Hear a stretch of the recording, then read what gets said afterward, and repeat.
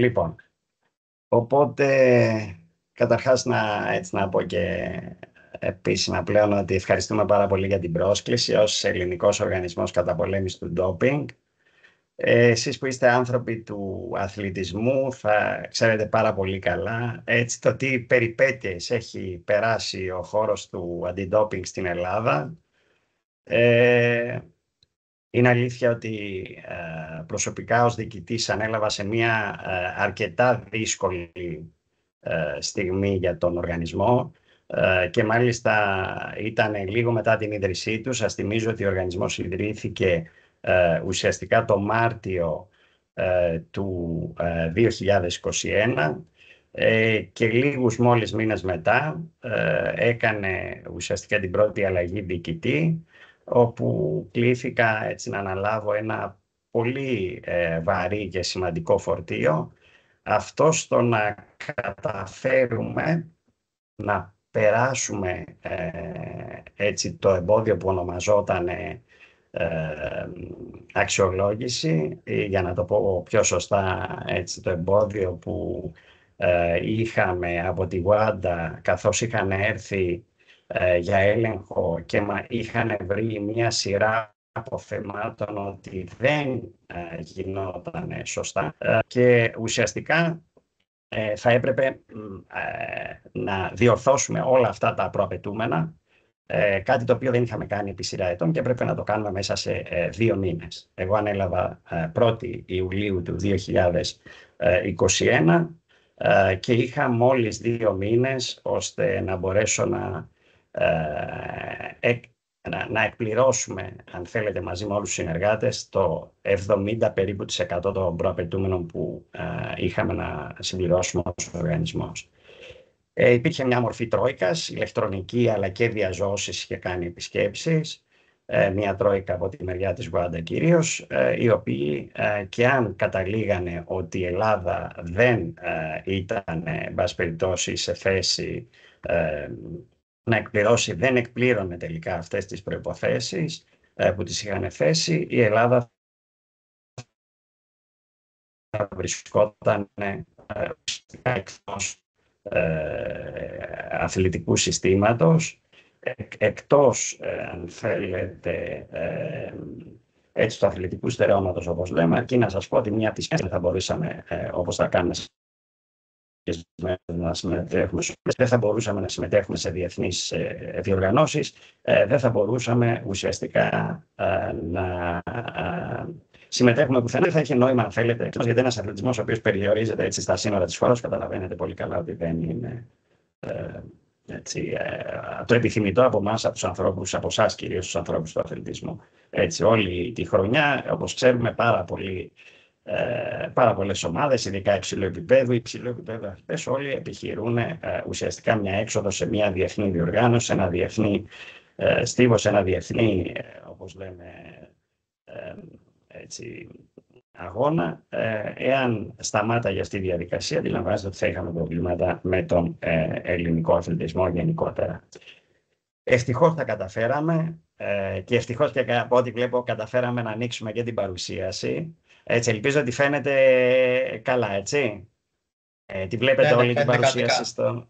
Ωραία. Λοιπόν, χαίρομαι. Λοιπόν, αυτή είναι λοιπόν η παρουσίαση που θα σας κάνω για το από τότε κυρίως, το τι αλλαγές έχουν γίνει, γιατί καλό το παρελθόν, σίγουρα ήταν ένα λαμπρό παρελθόν. Καταφέραμε έτσι Σεπτέμβρη, περάσαμε την αξιολόγηση, μετά από λίγο καιρό η WADA ανακοίνωσε επίσημα ότι φεύγουμε από την επιτήρησή της και ουσιαστικά θεωρούμαστε ένας φυσιολογικός οργανισμός, 2021 θυμίζω. Από τότε μέχρι τώρα όμως γίνανε πάρα πολλά βήματα, τα οποία θα προσπαθήσω έτσι, όχι τόσο αναλυτικά, αλλά εν πάση περιπτώσει περιληπτικά, αλλά ουσιαστικά παράλληλα να σας παρουσιάσω, έτσι ώστε να έχετε μια εικόνα και πού βρίσκεται σήμερα ο οργανισμός, αλλά και πώς προχωράει. Λοιπόν, να πούμε πρώτα απ' όλα ότι ο κεντρικός πυρήνας του οργανισμού μας είναι το Γραφείο Ελέγχου Ντόπινγκ. Αντιλαμβάνεστε το λόγο. Ο λόγος είναι ότι σε κάθε εθνικό οργανισμό ουσιαστικά η κυρίως δραστηριότητα αυτού του οργανισμού είναι να κάνει ελέγχους. Και ναι, θα το πω εδώ επειδή είστε άνθρωποι του αθλητισμού, με ρωτάνε πολλές φορές, μα έτσι, πιάνετε κανέναν θετικό? Προφανώς και πιάνουμε. Και πρέπει να σας πω ότι είμαστε μάλιστα στο μέσο όρο των χωρών της Ευρώπης. Και αλίμονο, έτσι, αν υπήρχε ένας οργανισμός εθνικός ανά τον κόσμο, ο οποίος λέει ότι δεν πιάνει. Μάλλον αυτός σημαίνει ότι δεν θα κάνει και σωστά τη δουλειά. Λοιπόν, το Γραφείο Ελέγχου Ντόπινγκ έχει συγκεκριμένες αρμοδιότητες, έχει το σχεδιασμό, τη διενέργεια των ελέγχων, όπως είπαμε, την αποστολή των δειγμάτων, διαχείριση αποτελεσμάτων, έχει τον εξοπλισμό της δειγματοληψίας, το προσωπικό συλλογής δειγμάτων, δηλαδή τους δειγματολήπτες μας. Πρέπει εδώ να σας πω ότι και στους δειγματολήπτες έχει γίνει μια πολύ μεγάλη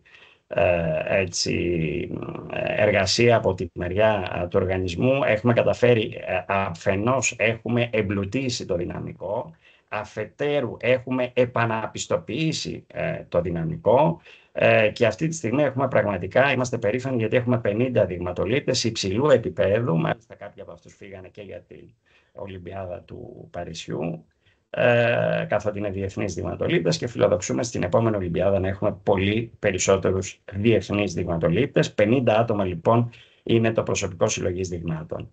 Και φυσικά μέσα στις αρμοδιότητες είναι να ακολουθούμε τα διεθνή πρότυπα, κάτι το οποίο εμείς το έχουμε προχωρήσει και λίγο παραπέρα. Συμμετέχουμε, αν θέλετε, σε πάρα πολλές κεντρικές συναντήσεις που γίνονται σε επίπεδο WADA και όχι μόνο, Συμβουλίου της Ευρώπης κτλ. Με αποτέλεσμα πολλές φορές να συνδιαμορφώνουμε μαζί με τις άλλες χώρες αυτά τα διεθνή πρότυπα. Τώρα, βλέπετε ουσιαστικά το πώς είναι η πυραμίδα λίγο του σχεδιασμού και της διενέργειας των ελέγχων. Ξεκινάμε από τους καταλόγους ελεγχομένων αθλητών και ομάδων. Εκεί υπάρχουν διάφορα κριτήρια, τα οποία δεν θέλω να σας κουράσω σήμερα, καθότι για αυτά υπάρχει ιδιαίτερη διαδικασία. Έχουμε ένα ετήσιο πλάνο ελέγχων, δηλαδή κάθε χρόνο ξέρουμε το πόσους ελέγχους θα κάνουμε, σαν νούμερο εννοώ. Από εκεί και πέρα βέβαια ένα πολύ σημαντικό στοιχείο που προσθέσαμε, θα το δείτε και μετά, τα τελευταία χρόνια, είναι ότι πλέον δεν πηγαίνουμε στα, ας με επιτραπεί έκφραση, στα κουτουρού, αλλά ουσιαστικά κάνουμε στοχευμένους ελέγχους οι οποίοι πραγματικά έχουν γίνει μετά από σημαντική μελέτη σε επίπεδο οργανισμού. Λοιπόν, η αποστολή δειγμάτων, όπως ακούσατε, είναι μια άλλη αρμοδιότητα του Γραφείου Ελέγχου Ντόπινγκ. Συνεργαζόμαστε πάντα με διεθνή εργαστήρια, κατά σειρά Κατάρ, Αυστρία, Ισπανία. Όπως αντιλαμβάνεστε, αυτές οι αλλαγές γίνονται πολλές φορές και για οικονομικούς λόγους. Όταν ένα εργαστήριο μας δίνει μια οικονομικότερη προσφορά, γιατί είναι ένας ανοιχτός δημόσιος διαγωνισμός, με ό,τι σημαίνει αυτό, για όσους ξέρουν από δημόσια διοίκηση, ουσιαστικά είναι ένας ηλεκτρονικός διαγωνισμός που οποιοσδήποτε μπορεί να συμμετέχει.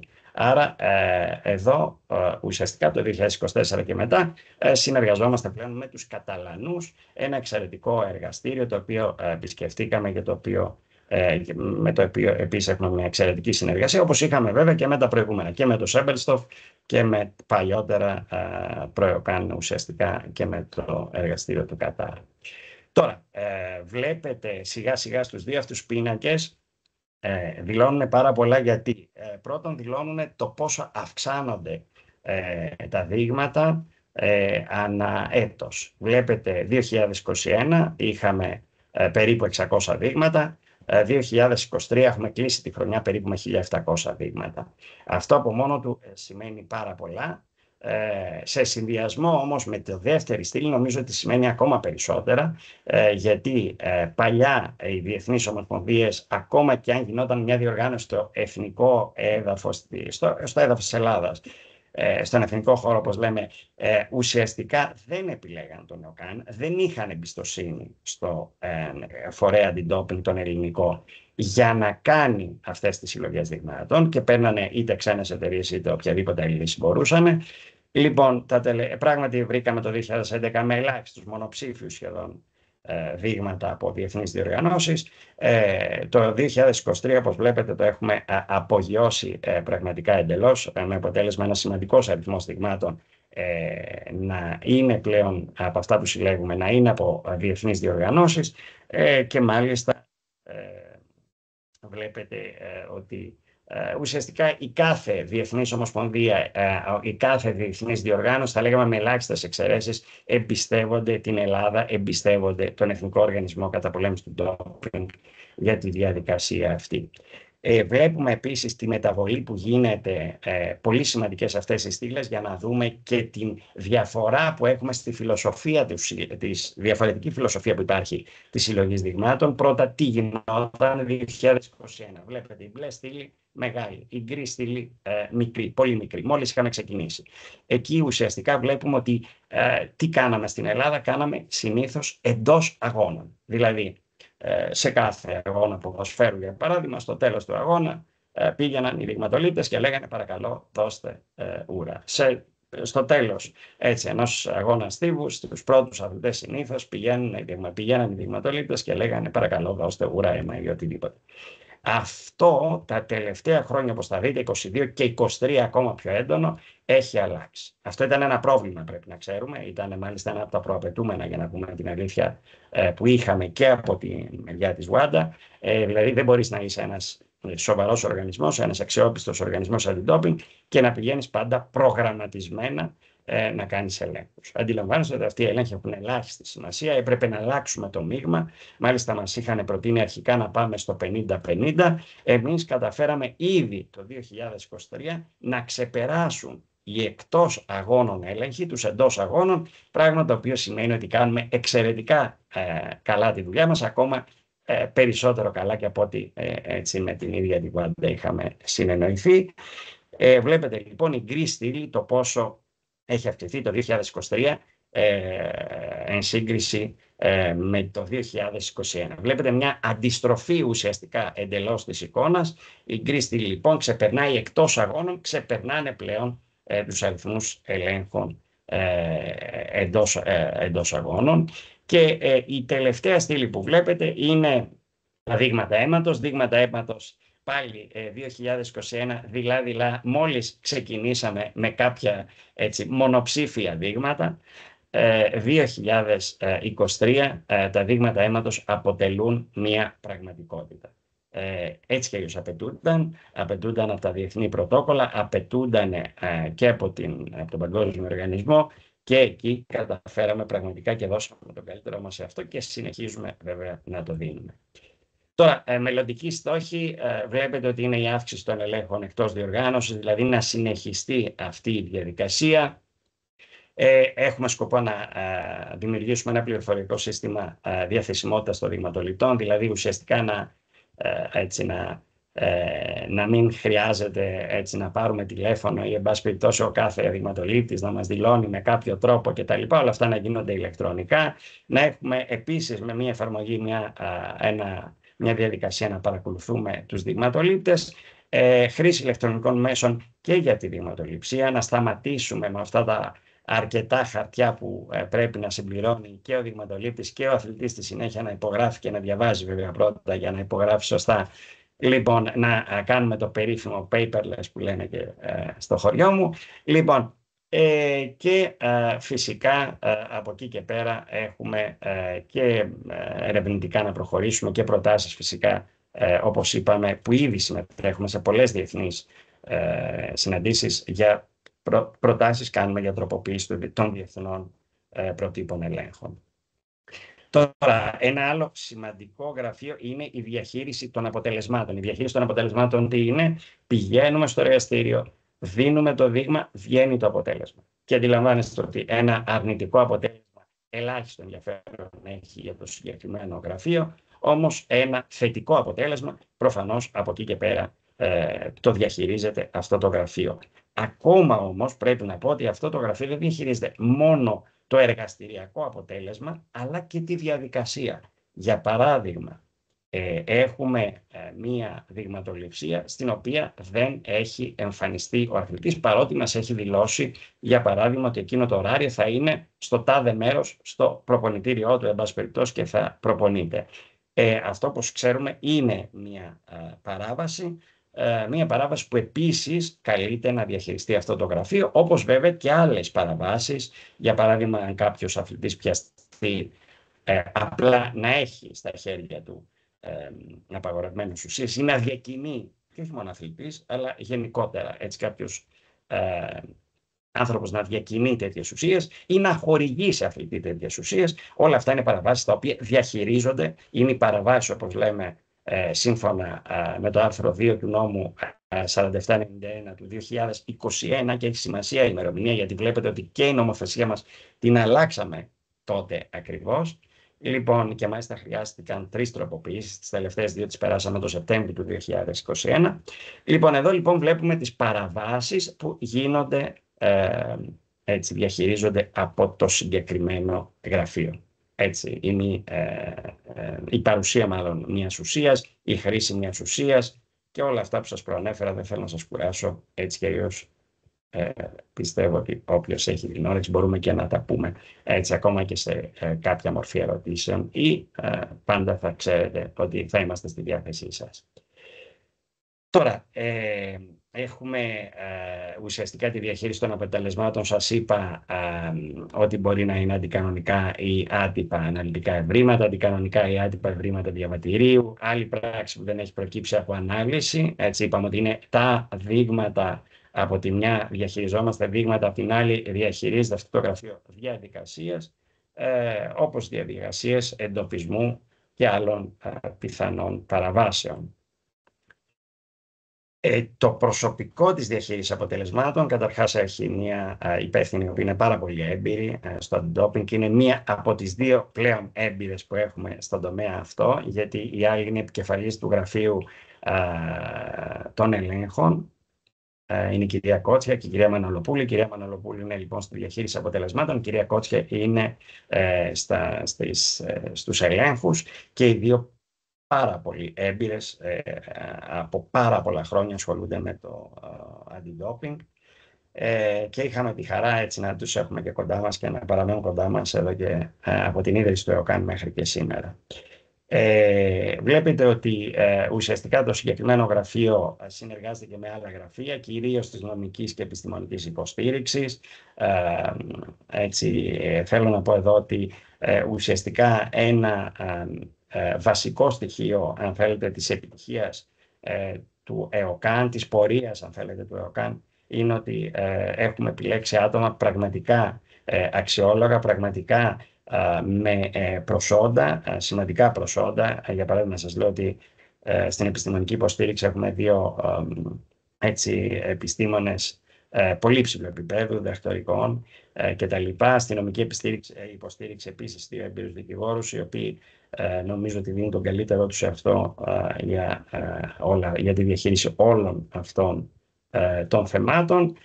Παλιότερα είχαμε προβλήματα και βλέπετε προς τα κάτω, δεν θέλω όμως να τα αναφέρω αναλυτικά γιατί δεν νομίζω ότι έχουν πλέον αξία, απλά σαν ιστορικό γεγονός να αναφέρω ότι παλιά είχαμε πολλά προβλήματα, είτε πολύ αργή διαχείριση είτε λάθος διαχείριση από τη μεριά των ανθρώπων που διαχειριζόντουσαν τα αποτελέσματα. Τώρα έχουν εναρμονιστεί όλα έτσι όπως πρέπει και σύμφωνα με τους κανόνες. Τώρα το Γραφείο Επιστημονικής Υποστήριξης και Ποιότητας είναι ένα γραφείο που έχει ουσιαστικά τις αρμοδιότητες που έβλεπετε. Έτσι, έχουμε το βιολογικό διαβατήριο κυρίως και το TUE, για να εξηγήσουμε για όσους δεν γνωρίζουν. Το βιολογικό διαβατήριο τι είναι? Είναι ένα διαβατήριο στο οποίο μπορούμε και εισάγουμε μέσα στοιχεία για τον αθλητή, για παράδειγμα για το επίπεδο ορμονών του, έτσι από τα εργαστηριακά αποτελέσματα που παίρνουμε, με αποτέλεσμα να βλέπουμε το πώς αν θέλετε εντός του σώματός του υπάρχουν αυτές οι ουσίες, ας πούμε για παράδειγμα οι ορμόνες. Εάν δούμε κάτι περίεργο, είναι πολύ πιθανό μετά από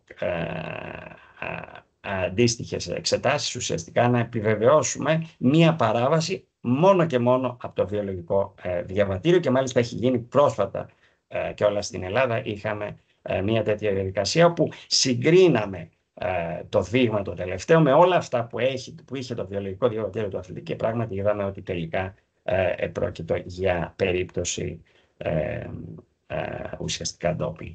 Επίσης, το συγκεκριμένο γραφείο χειρίζεται την επιτροπή TUE. TUE είναι η επιτροπή, την ξέρουν, θέλω να πιστεύω ότι την ξέρουν όλοι οι αθλητές. Ένας αθλητής όταν αρρωστήσει δεν σημαίνει ότι δεν μπορεί να πάρει καμία ουσία, γιατί κάποιες από αυτές είναι φαρμακευτικές ουσίες από αυτές που απαγορεύονται. Για παράδειγμα, ένας έχει άσθημα, πρέπει να πάρει κορτικοστεροειδή.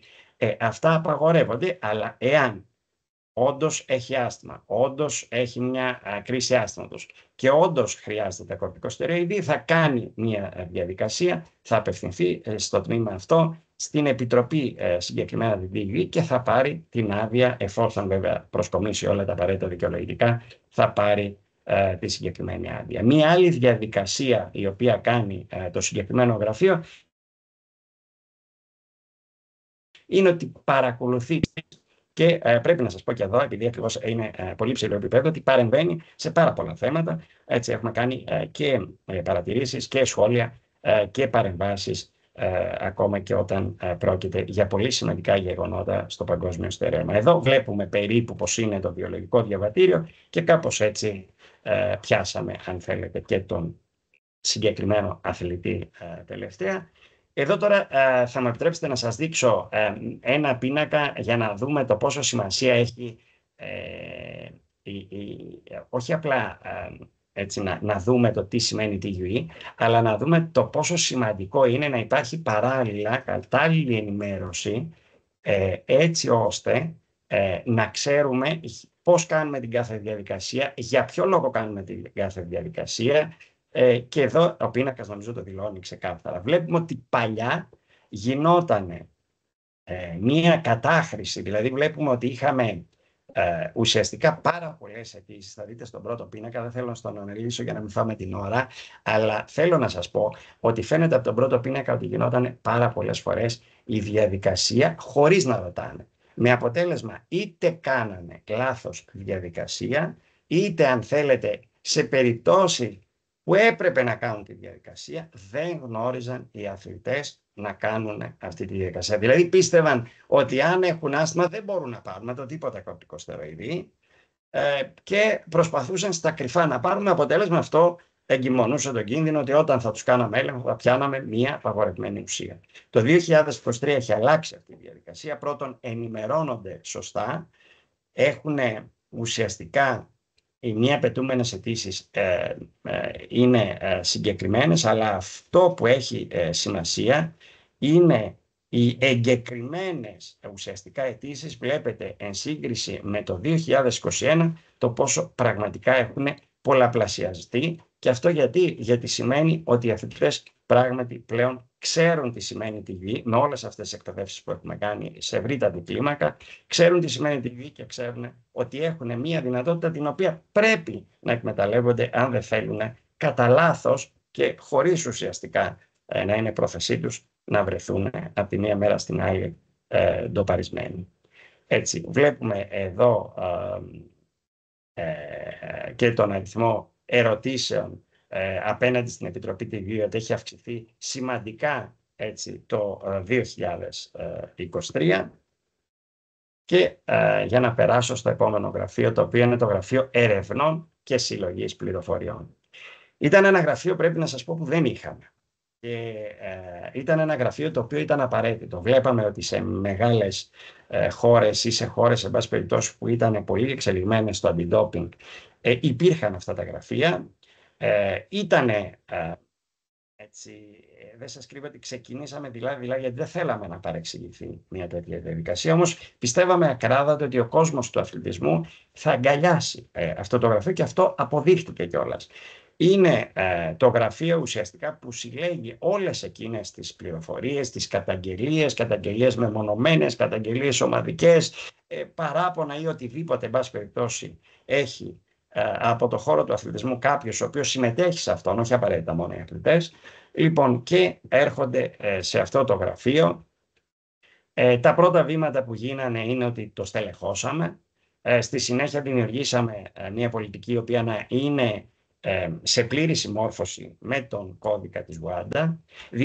Δημιουργήσαμε άμεσα την πλατφόρμα Μιλήστε Χωρίς Φόβο, μια εντελώς ανώνυμη πλατφόρμα, όπως θα σας δείξω και μετά, έτσι ώστε ο καθένας να μπορεί να πει ελεύθερα, χωρίς να φοβάται ότι θα έχει κάποια συνέπεια την καταγγελία του ή, εν πάση περιπτώσει, αυτό που θέλει να μας δηλώσει. Δημιουργήσαμε φυσικά ηλεκτρονικό ταχυδρομείο, τηλεφωνική γραμμή, αλλά και κάποια βίντεο τα οποία παροτρύνουν το αθλητικό κοινό για παροχή πληροφοριών. Εδώ βλέπετε λοιπόν, σε αυτό το βελάκι, εν περιπτώσει το ημικύκλιο θα έλεγα, το κίτρινο, υπάρχει αυτό το κόκκινο, η κόκκινη, ας μου επιτραπεί, τρέσα που υπάρχει πάνω στο site του ΕΟΚΑΝ. Εάν πατήσετε πάνω σε αυτό το κόκκινο, ανοίγει μία πλατφόρμα στην οποία μπορείτε να δηλώσετε ό,τι επιθυμείτε, να καταγγείλετε ό,τι επιθυμείτε, και το μόνο υποχρεωτικό στοιχείο είναι αυτό που δηλώνετε. Δεν χρειάζεται ούτε ονοματεπώνυμο, ούτε email, ούτε τίποτα απολύτως, εντελώς ανώνυμα. Μπαίνετε σε αυτή την πλατφόρμα, στέλνετε ουσιαστικά την καταγγελία που έχετε να κάνετε και διαχειριζόμαστε αυτή την πληροφορία που μας δίνεται. Βλέπετε λοιπόν το πόσο δειλά ξεκινήσαμε. 2021, τρεις μόλις πληροφορίες έφτασαν στην κατοχή μας. 2023, 68 πληροφορίες. 68 καταγγελίες διαχειρίστηκε το συγκεκριμένο γραφείο, και μάλιστα πρέπει να σας πω ότι ήταν και κάποιες από αυτές τις πληροφορίες πάρα πολύ σημαντικές, ακόμα και για να γίνουν αυτά που λέμε τα περίφημα χτυπήματα που βλέπετε καμιά φορά στους τίτλους των εφημερίδων εναντίον αποθηκών αντιντόπινγκ ή, εν πάση περιπτώσει, μεγάλων, ακόμα και έτσι, μικρών εργοστασίων παραγωγής τέτοιων ουσιών από την ελληνική αστυνομία. Έτσι, υπάρχει μια εξαιρετική συνεργασία με όλους τους συναρμόδιους φορείς, με τον εισαγγελέα, τον αθλητικό, με την ελληνική αστυνομία και με τα τελωνεία, με όλους τους φορείς πραγματικά.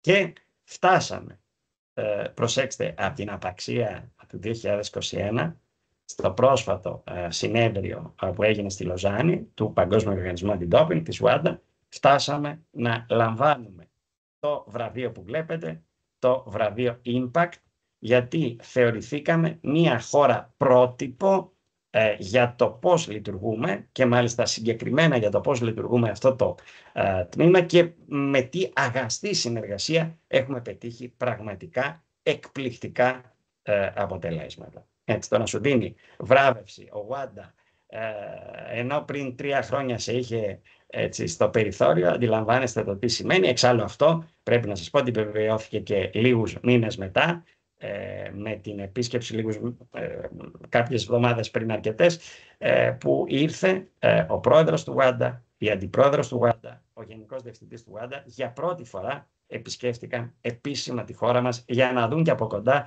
το πώς λειτουργεί αυτός ο μικρός, παλιά προβληματικός οργανισμός που σήμερα κερδίζει βραβεία. Λοιπόν, το Γραφείο Εκπαίδευσης, τέλος, είναι ένα από τα πλέον σημαντικά γραφεία, κατά τη γνώμη μου. Όλες οι διαδικασίες, αν θέλετε, της πρόληψης, όλες οι διαδικασίες για να μπορέσουμε να προχωρήσουμε ακόμα και μια νέα πολιτική μας στο θέμα των ελέγχων, είναι συνυφασμένες με τη σωστή ενημέρωση, με τη σωστή εκπαίδευση. Στο Γραφείο Εκπαίδευσης, μάλιστα, είναι έτσι 2 νέοι άνθρωποι, τους οποίους ο ένας είναι και επικεφαλής, είναι ο Χρήστος ο Παπούλιας, έτσι, και ο Δημήτρης ο Μπροδάκης. Είναι 2 παιδιά τα οποία ναι μεν είναι νέοι με πάρα πολύ όρεξη, αρκετά προσόντα για την ηλικία τους, προλάβανε και κάναν και μεταπτυχιακά, παρότι είναι έτσι στα μέση των λίγο πάνω από 25, 26 είναι ο Χρήστος, έτσι θα πω την ηλικία του, δεν έχει πρόβλημα. Λοιπόν, είναι 2 αξιόλογα παιδιά τα οποία πραγματικά χειρίζονται, έτσι, και έχουν εκπαιδευτεί, πρέπει να σας πω, πάρα πολύ καλά, γιατί μια άλλη διαδικασία που κάνουμε είναι ότι όταν υπάρχει μια ξένη διαδικασία εκπαιδευτική για εκπαιδευτές, τα παιδιά αυτά είναι τα πρώτα τα οποία πηγαίνουν Έτσι, εμείς, όποιοι από εμάς πάνε πηγαίνουν επικουρικά. Όταν έχουμε γενικά κάποιο μεγάλο event για την εκπαίδευση σε παγκόσμιο επίπεδο, τα παιδιά συμμετέχουν έτσι, πάντα πρώτοι.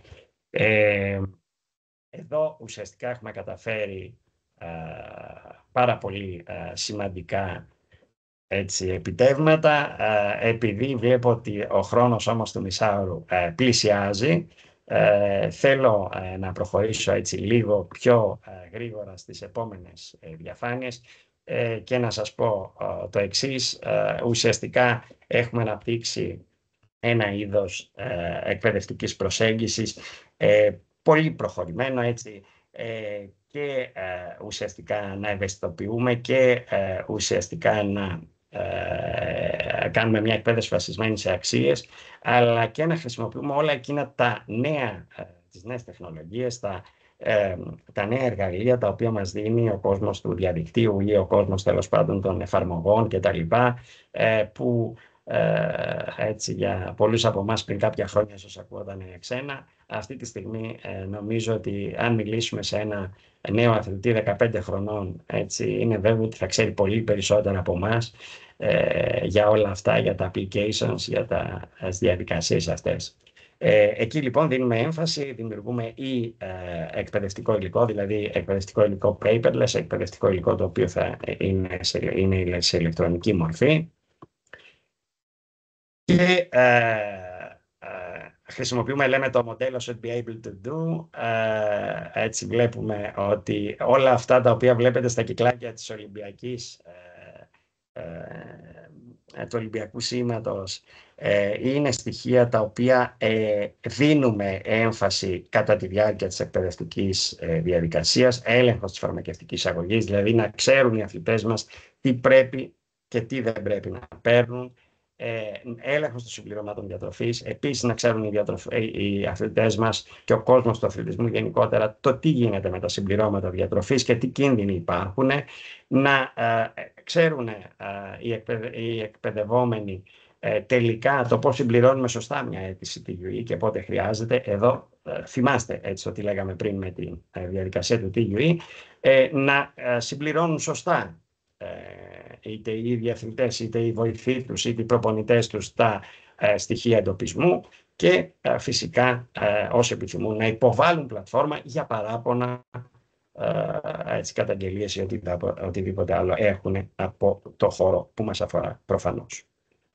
Βλέπουμε ότι έχουμε χωρίσει τα εκπαιδευτικά μας εργαλεία σε ηλικιακές ομάδες. Ουσιαστικά είναι εκπαιδευτικά εργαλεία τα οποία οι εκπαιδευτικές ομάδες μάλλον που έχουν διανεμηθεί έτσι είναι με σειρά ηλικίας κυρίως, αλλά και σειρά, αν θέλετε, το πόσο υψηλού επίπεδου είναι κάποιοι αθλητές. Και από τη μία βλέπετε το παρόν, έτσι, δεν θέλω όμως ξαναλέω να κουράσω, και από την άλλη βλέπετε το μέλλον, έτσι, που θέλουμε να έχουμε σε αυτά τις ηλικιακές ομάδες. Εδώ βλέπετε το σε ποιους απευθυνόμαστε. Δεν απευθυνόμαστε μόνο στους αθλητές, αλλά και σε όλο το προσωπικό, όπως λέμε, υποστήριξη των αθλητών. Μπορεί να είναι οι προπονητές, οι γυμναστές που είναι το πιο σημαντικό, το ιατρικό επιτελείο, οι διατροφολόγοι, οι ψυχολόγοι, αλλά και άνθρωποι οι οποίοι είναι πέριξ, όπως λέμε, του αθλητισμού. Για παράδειγμα, ο δημοσιογράφος που καλύπτει το ιατρικό ρεπορτάζ, ο μάνατζερ, ο δικηγόρος που κάνει αθλητικό δίκαιο, και όλοι αυτοί είναι ουσιαστικά οι άνθρωποι εκείνοι στους οποίους απευθυνόμαστε με τις εκπαιδευτικές διαδικασίες. Και πρέπει να σας πω, επειδή εκεί μάλιστα κάναμε μια σημαντική παρουσίαση, μας καλέσανε στο Αζερμπαϊτζάν για να παρουσιάσουμε το εκπαιδευτικό πρόγραμμα, το ότι έχουμε εντάξει, για παράδειγμα, στις σχολές προπονητών, το Υπουργείο Αθλητισμού Α, Β, Γ κατηγορίες υποχρεωτικά το μάθημα του ντόπινγκ, είναι ένα επίτευγμα το οποίο πρέπει να σας πω ότι χώρες άλλες δεν το έχουν καταφέρει, και είναι όμως κάτι πάρα πολύ σημαντικό, γιατί υπολογίζουμε ότι μέσα σε κάποια χρόνια θα έχουν εκπαιδευτεί τουλάχιστον όλοι οι προπονητές όλων των κατηγοριών στη χώρα μας, τουλάχιστον μία φορά, για το τι σημαίνει αντιντόπινγκ. Κάνουμε και διαζώσεις και εξ αποστάσεως εκπαίδευση. Βλέπετε τις φέτες ουσιαστικά αυτό που μας λέει, το περνάω γρήγορα, είναι ότι το 2023 πάμε εξαιρετικά καλά. Ουσιαστικά κάθε χρόνο τείνουμε να βελτιώνουμε τη διαδικασία και πλέον έχουμε προχωρήσει αρκετά και στα διαζώσεις, γιατί αντιλαμβανόμαστε ότι είναι καλή η εκπαιδευτική διαδικασία με τον υπολογιστή μας, όπως σήμερα, αλλά και το διαζώσεις έχει έναν άλλον χαρακτήρα και εκεί δίνουμε επίσης τη σημασία που πρέπει. Το σύνολο των εκπαιδευμένων, βλέπετε, το έχουμε χωρίσει ανάλογα με το σε τι σημεία ο καθένας έχει δεχτεί την εκπαίδευσή του, έτσι, και τι εκπροσωπεί ο καθένας. Το σύνολο το φετινό ήταν 2.124 εκπαιδευόμενοι. Αυτά ήταν, αν θέλετε, ένα μικρό περιληπτικό. Προσπάθησα όσο το δυνατόν περισσότερο για το παρόν του ΕΟΚΑΝ. Αυτό που πρέπει να σας πω είναι ότι στο μέλλον έρχονται τα καλύτερα. Φιλοδοξία μας είναι ο Εθνικός Οργανισμός Καταπολέμησης του Ντόπινγκ πραγματικά να είναι ένας οργανισμός πρότυπο, όχι μόνο, αν θέλετε, για τις χώρες της Ανατολικής Ευρώπης, ή να είναι πολύ ψηλά στον παγκόσμιο χάρτη, κάτι το οποίο ήδη το έχουμε καταφέρει, αλλά επιθυμούμε πραγματικά να πηγαίνουμε κάθε φορά όλο και ψηλότερα. Σημαντικό ήταν ότι το 2021 δεν επαναπαυθήκαμε στην τότε επιτυχία μας το να ξεπεράσουμε το σκόπελο και να μην πέσουμε τελικά στον κρεμό, αλλά ακριβώς το να γυρίσουμε όλη αυτή τη διαδικασία, γιατί πρέπει να σας πω ότι ένας ισχυρός οργανισμός αντιντόπινγκ σημαίνει μια μεγάλη ασπίδα για τον αθλητικό κόσμο. Σημαίνει ότι οι αθλητές μας, οι προπονητές μας, οι άνθρωποι όλοι που ασχολούνται με τον αθλητισμό στην Ελλάδα, όταν βγαίνουν έξω, δεν είναι οι δακτυλοδεικτούμενοι και οι άνθρωποι που, εν πάση περιπτώσει, κάτι κρύβουν από πίσω. Είναι οι άνθρωποι που έχουν περάσει, αυτοί και οι συνεργάτες τους, του υψηλότερους επίπεδου ελέγχους, τις υψηλότερου επίπεδου εκπαιδευτικές πολιτικές, τέτοιες διαδικασίες που πραγματικά όταν βγαίνουν έξω μπορούμε να πούμε με σιγουριά ότι έχουν τουλάχιστον αν θέλετε, ισότιμη ελεγκτική διαδικασία με τις υψηλότερου, και το λέω εν γνώση αυτό, υψηλότερου επίπεδου χώρες στο αντιντόπινγκ σήμερα. Φιλοδοξούμε μέσα στο επόμενο διάστημα να είμαστε ένα σημείο αναφοράς σε παγκόσμιο επίπεδο και πιστεύουμε με τη βοήθεια όλων, γιατί χρειάζεστε και εσείς του αθλητικού κινήματος και του πανεπιστημιακού κινήματος να μας βοηθήσετε σε αυτή την κατεύθυνση. Να ξέρετε ότι θα είμαστε πάντα στη διάθεσή σας. Εδώ είναι τα στοιχεία του ΕΟΚΑΝ, το τηλέφωνό μας, το email μας, μπορείτε να το βρείτε μπαίνοντας στη σελίδα eokan.gr και επίσης στο Instagram είναι eokan_Handa και είναι πάρα πολύ εύκολο, ειδικά για τους ανθρώπους που χρησιμοποιούν πλέον τα social media, αν και όλοι έχουμε αναγκαστεί, νομίζω, να κάνουμε κάτι τέτοιο. Σας ευχαριστώ και πάλι για την πρόσκληση εκ μέρους του οργανισμού και να ξέρετε ότι θα είμαστε στη διάθεσή σας σε οποιαδήποτε άλλη διαδικασία μας χρειαστείτε. Κύριε Λέων, σας ευχαριστούμε πάρα πολύ για τη συμμετοχή σας σήμερα εδώ. Μια λέξη κλειδί είναι η λέξη συνεργασία, την είπατε και εσείς. Όπου υπάρχει συνεργασία υπάρχει πρόοδος. Χαίρομαι να διαπιστώνω που είσαστε υποστηρικτές της έννοιας της αριστείας και δεν επαναπάβεσαι στο καλό και ψάχνετε το καλύτερο και το βέλτιστο. Και έχω και μια ερώτηση στο τέλος. Βεβαίως. Όταν παράγεται μια γνώση, από πίσω ακολουθεί μια υποχρέωση που λέγεται dissemination. Εσείς πώς κάνετε disseminate αυτές τις γνώσεις που παράγετε και την έρευνα που κάνετε και τους αριθμούς που προκύπτουν και τις πολιτικές που δημιουργείτε, όλα αυτά, πώς τα μαθαίνει το αθλητικό κίνημα? Λοιπόν, πρώτα απ' όλα σας ευχαριστώ πάρα πολύ για την ερώτηση, γιατί μου δίνετε την ευκαιρία να σας πω το εξής. Ξέρετε, ό,τι γνώση παίρνουμε πραγματικά δεν θα είχε καμία αξία αν έμενε στους 4 τοίχους του ΕΟΚΑΝ. Αυτό είναι σίγουρο. Ακόμα και γνώσεις τις οποίες παίρνουμε, για παράδειγμα, για μια διαδικασία, για μια διαδικασία κατά τη διάρκεια των ελέγχων. Φροντίζουμε αυτή η γνώση πραγματικά να μεταδοθεί πάρα πολύ σύντομα με αντίστοιχες διαδικασίες και στους δειγματολήπτες μας, για παράδειγμα, αλλά και φυσικά αναφορά και στους αθλητές μας.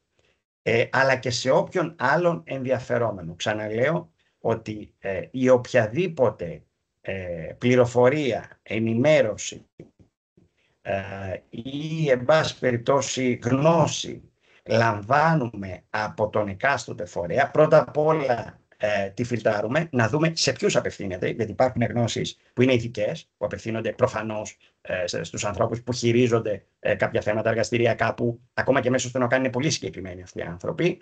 Λοιπόν, είναι θέματα διαδικασιών, που επίσης είναι πάρα πολύ συγκεκριμένοι, όπως το παράδειγμα που σας ανέφερα, ή να αφορά το ευρύτερο κοινό, έτσι, που εκεί πραγματικά κάνουμε τεράστιες καμπάνιες, αρκεί να σας πω ότι έχουμε δημιουργήσει έτσι, και κάποιο βιντεοληπτικό υλικό έτσι απλό για τον κάθε χρήστη. Έχουμε δημιουργήσει κάποια ειδικά e-books έτσι, για τους αθλητές και γενικά προσπαθούμε, όπως πολύ σωστά είπατε, έτσι, ό,τι λαμβάνουμε όχι να το κρατάμε για μας, όχι να λέμε «Α, εγώ έμαθα αυτό σήμερα», αλλά ουσιαστικά να το μεταδίδουμε στον κόσμο, στον κάθε αρμόδιο που κρίνουμε ότι πρέπει να είναι για τη συγκεκριμένη γνώση. Καλοί τρόποι για να το κάνετε αυτό είναι τα συνέδρια των αθλητικών φορέων. Δηλαδή, εμείς έχουμε δημιουργήσει την Ελληνική Επιστημονική Εταιρεία Διοίκησης Αθλητισμού και Αναψυχής. Αυτό που μας παρουσιάσατε σήμερα εδώ ταιριάζει πάρα πολύ να το πείτε και εκεί. Άρα θεωρώ ότι θα μας καλέσετε στο επόμενο συνέδριό σας. Ή θα ενημερωθείτε εσείς για το συνέδριο και θα ζητήσετε να έρθετε.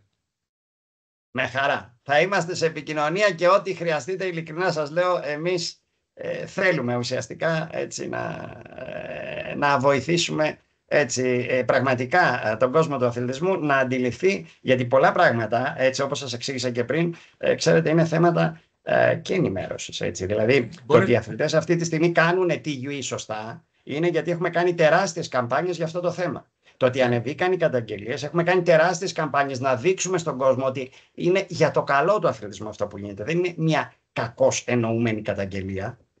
Μια σημαντική ομάδα είναι οι φοιτητές της Σπάρτης, το Τμήμα Οργάνωσης και Διαχείρισης Αθλητισμού. Θα μπορούσατε άνετα μία φορά το χρόνο να κάνετε ένα Open Day στον ΕΟΚΑΝ και να καλείτε όποιον ενδιαφέρεται, καθηγητή ή φοιτητή, γιατί υπάρχουν και άλλοι γύρω-γύρω. Δεν είναι μόνο η Σπάρτη, έτσι. Είναι και η Αθήνα, είναι και η Θεσσαλονίκη, είναι και οι Σέρρες, είναι και τα Τρίκαλα, είναι και η Κομοτηνή. Μπορεί κάποιοι να ενδιαφέρονται να το κάνετε αυτό. Βέβαια. Ωραία, σας ευχαριστώ και για τις ιδέες που μας δίνετε. Κάποιες τις έχουμε σκεφτεί, κάποιες εντάξει, είναι χρήσιμο. Από έμπειρους ανθρώπους μαθαίνεις πάντα. Δεν ξέρω αν υπάρχει άλλη ερώτηση πριν προχωρήσουμε στον επόμενο καλεσμένο μας, τον κύριο Στρίγκα. Κάποιος θέλει να κάνει κάποια ερώτηση στον κύριο Λέων? Να κάνω εγώ μια ερώτηση, Δημήτρη. Πάμε, Θανάση. Έτσι. Λοιπόν, η ερώτηση, κύριε Λέων, πόσα χρήματα είναι ο ετήσιος προϋπολογισμός σας? Λοιπόν, κοιτάξτε, πρώτα απ' όλα πρέπει να σας πω ότι η ετήσια επιχορήγηση, γιατί αυτό νομίζω ενδιαφέρει περισσότερο τον κόσμο, είναι στο κάτι παρακάτω από 1,5 εκατομμύριο. Λοιπόν, έχουμε καταφέρει βέβαια ως ΕΟΚΑΝ, και αυτό είναι κάτι σημαντικό. Είδατε στις λίστες που σας έδειχνα τις αναλογίες από διεθνείς ομοσπονδίες στο πόσα αιτήματα έχουμε για νέα δείγματα. Ξέρετε, όταν γίνεται μια διεθνή διοργάνωση, εκεί ο ΕΟΚΑΝ αμείβεται έξω, δηλαδή είναι έξω από τις υποχρεώσεις του. Ή όταν καλείται, εν πάση περιπτώσει, από κάποια διοργάνωση, γενικά καλείται και πληρώνεται, αμείβεται ξεχωριστά. Έχουμε καταφέρει αυτή τη στιγμή, έχουμε ένα προϋπολογισμό γύρω στα 2,5 εκατομμύρια, ακριβώς γιατί έχουμε καταφέρει και έχουμε δώσει έμφαση στην αξιοπιστία μας, η οποία αξιοπιστία μας προσέλκυσε κόσμο του αθλητισμού, των διεθνών διοργανώσεων, να μας εμπιστευτεί και τελικά έτσι να καταφέρουμε να έχουμε και ένα σημαντικό μέρος εσόδων πλην της κρατικής επιχορήγησης. Έτσι, το οποίο για μένα ως διοικητής του ΕΟΚΑΝ, αν θέλετε, είναι το περισσότερο σημαντικό. Δηλαδή, αντιλαμβάνεστε ότι εάν φέτος λειτουργούσα σε μια Ολυμπιάδα που θα κάνω, από ό,τι προβλέπετε, τουλάχιστον 2.000 ελέγχους, που είναι αριθμός ρεκόρ για τη χώρα μας. Εάν καταφέρω και κάνω 2.000 ελέγχους και είχα απλά το 1.200 του κράτους, έτσι κάτω από 1.500 τέλος πάντων του κράτους, ουσιαστικά θα είχα θέμα σοβαρό. Χάρη στη σωστή διαχείριση, νομίζω ότι πηγαίνουμε εξαιρετικά καλά και σε αυτό το τομέα. Δεν έχουμε κλείσει ποτέ ελληματικά, πρέπει να σας πω. Ίσα ίσα είχαμε περισσεύουμε, τα οποία βέβαια για το δημόσιο σημαίνει ότι τα χάνουμε. Και μάλιστα αρκεί να σας πω ότι το οργανόγραμμα το οποίο είχε δημιουργηθεί πρώτων ημερών μου προέβλεπε 31 άτομα προσωπικό. Καταφέρνουμε, λειτουργούμε με τα 2/3 και είμαστε ικανοποιημένοι αισθητά. Γιατί θα ήταν επίσης άκομψο το να έχουμε έτσι, τη μισθοδοσία στο 70% ας πούμε, του προπολογισμού. Έτσι, δεν θα μπορούσε να λειτουργήσει ο οργανισμός με την ίδια ευχέρεια που λειτουργεί σήμερα, με πολύ λιγότερο προσωπικό, αλλά αξιόλογο προσωπικό που πραγματικά νοιάζει. Ευχαριστούμε πάρα πολύ, κύριε Λέων. Να είστε καλά. Θανάση, είσαι έτοιμος για να πεις το δικό σου το θέμα? Ναι, να ανεβάσω λίγο και εγώ τις δικές μου διαφάνειες από την έπαθλα εμείς, την Εθνική Πλατφόρμα Αθλητικής Ακεραιότητας. Και εγώ την ακούω, την έπαθλα, αλλά το τι κάνει ακριβώς δεν το κατάλαβα. Θα τα πούμε λίγο έτσι. Θα δώσουμε κάποιες πληροφορίες. Θα προσπαθήσω να είμαι όσο πιο περιεκτικός γίνεται, γιατί είναι μεγάλη, έτσι, η παρουσίαση εδώ είναι αρκετά μεγάλη. Θα περιοριστώ όμως στις πιο σημαντικές πληροφορίες, έτσι ώστε να τελειώσουμε μέσα στα προκαθορισμένα χρονικά όρια. Λοιπόν, να πω και εγώ ότι η Εθνική Πλατφόρμα Αθλητικής Ακεραιότητας είναι μια επιτροπή στην ουσία, η οποία υπάγεται στη Γενική Γραμματεία Αθλητισμού, με υπεύθυνο, έτσι, διευθυντή θα έλεγα, τον εκάστοτε Γενικό Γραμματέα Αθλητισμού. Λοιπόν, και σκοπός βέβαια, όπως λέει εδώ και η διαφάνεια, είναι η αντιμετώπιση της χειραγώγησης των αθλητικών αγώνων. Λοιπόν, κάποια πράγματα που ενδιαφέρουν. Η συγκεκριμένη παρουσίαση γίνεται, όπως είπε και ο κύριος Λέων προηγουμένως, έχουμε στοχεύσει αυτή τη στιγμή σε δύο, θα έλεγα, φορείς, έτσι, σε δύο stakeholders. Ο ένας από αυτούς είναι οι προπονητές και ο δεύτερος βέβαια είναι οι αθλητές και οι αθλήτριες. Προπονητές και προπονήτριες, αθλητές, αθλήτριες. Το 2023 ολοκληρώσαμε τη χρονιά εκπαιδεύοντας 1.810 προπονητές. Ήταν αριθμός ρεκόρ, ο καλύτερος αριθμός που έχουμε πετύχει μέχρι στιγμής από την έναρξη της λειτουργίας της Εθνικής Πλατφόρμας, ενώ σε επίπεδο αθλητών,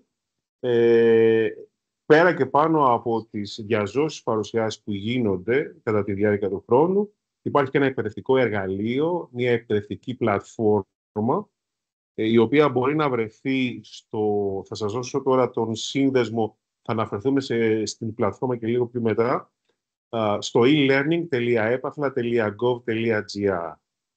Μέσα λοιπόν από την εκπαιδευτική αυτή πλατφόρμα, που ο καθένας από εσάς μπορεί να κάνει μια εγγραφή, έτσι, μπορεί οποιοσδήποτε, είτε αυτός έχει την αθλητική ιδιότητα, αθλητής ή αθλήτρια, προπονητής ή προπονήτρια, διοικητικός τέλεχος, έτσι, φοιτητές, οποιοσδήποτε ενδιαφέρεται γενικότερα για τον αθλητισμό, μπορεί να δημιουργήσει έναν λογαριασμό. Η πλατφόρμα λειτουργεί σε δύο γλώσσες, και στα αγγλικά και στα ελληνικά, και βέβαια να περάσει μέσα από την εκπαίδευση που προσφέρεται και στο τέλος της εκπαίδευσης να πάρει, έτσι, να τυπώσει και το δικό του μοναδικό πιστοποιητικό παρακολούθηση. Το λέω αυτό γιατί κατά τη διάρκεια του 2023 μπορέσαμε και εκπαιδεύσαμε, αποδεδειγμένα εκπαιδεύσαμε γύρω στους 800 αθλητές. Να πω εδώ ότι ξεκινάω λίγο αντίστροφα, έτσι, γιατί ο χρόνος μας πιέζει. Σκοπός ο δικός μας είναι κάποια στιγμή στο άμεσο μέλλον η εκπαίδευση των αθλητών και αθλητριών σε ζητήματα χειραγώγησης να γίνει υποχρεωτική, δηλαδή με την ανανέωση, την ετήσια ανανέωση των δελτίων των αθλητών, να γίνεται ταυτόχρονα, να υποχρεώνεται ο αθλητής ή η αθλήτρια να κατέχει αυτό το πιστοποιητικό παρακολούθησης του συγκεκριμένου εκπαιδευτικού εργαλείου. Μία από τις ομοσπονδίες η οποία πραγματικά έχει κάνει πολύ μεγάλη προσπάθεια να ενημερώσει αθλητές στο κομμάτι της εκπαιδευτικής πλατφόρμας είναι αυτή της παιδοσφαίρησης. Εκεί λοιπόν έχουμε πάρα πολλούς αθλητές οι οποίοι ενημερώνονται. Λέω λοιπόν ότι 800 και πλέον αθλητές ενημερώθηκαν το 2023 μαζί με τους 1.810 προπονητές και βέβαια και κάποιες άλλες εκατοντάδες διαιτητών και διοικητικών στελεχών ανά την Ελλάδα την περασμένη χρονιά. Λοιπόν, να πάμε λοιπόν εδώ να πούμε κάποιες γενικότερες πληροφορίες. Η αθλητική ακεραιότητα είναι ένα ζήτημα το οποίο μαζί με το ντόπινγκ και τη διαφορά είναι ίσως από τα μεγαλύτερα προβλήματα που αντιμετωπίζει ο παγκόσμιος αθλητισμός σήμερα. Προσωπικά πιστεύω, και αυτό είναι η προσωπική μου άποψη, ότι είναι ίσως ένα από είναι πολύ μεγαλύτερο πρόβλημα από το ντόπινγκ, έτσι, από την φαρμακοδιέγερση. Και θα το δικαιολογήσω αυτό παραθέτοντας κάποια νούμερα, τα οποία βέβαια δεν είναι δικά μου, έχουν προέλθει από την Ιντερπολ, ότι αυτή τη στιγμή που μιλάμε, έτσι, τα έσοδα από τον παράνομο στοιχηματισμό ξεπερνούν τα έσοδα από την διακίνηση ναρκωτικών ουσιών ανά τον κόσμο. Έτσι, θέλω να το σκεφτείτε λίγο αυτό, ότι αυτή τη στιγμή που μιλάμε, όλος αυτός ο πλούτος εισαγωγικά που παράγεται γύρω από τον παράνομο στοιχηματισμό είναι πολύ μεγαλύτερος, υπερβαίνει τα έσοδα, τα οποία έσοδα εισπράττουν οι διάφορες μαφίες ανά τον κόσμο από την διακίνηση ναρκωτικών. Καταλαβαίνετε λοιπόν, μιλάμε για ένα πρόβλημα το οποίο εγώ θεωρώ ότι είναι μια βραδιφλεγής βόμβα στα θεμέλια του παγκόσμιου αθλητισμού αυτή τη στιγμή. 8 κάτι άλλο επίσης που μας έχει έρθει ως στατιστική είναι ότι στην Νότιο-Ανατολική Ασία 8 στα 10 παιχνίδια είναι χειραγωγημένα. Μιλάμε για όλα τα αθλήματα. Έτσι, 8 λοιπόν στα 10 παιχνίδια είναι χειραγωγημένα.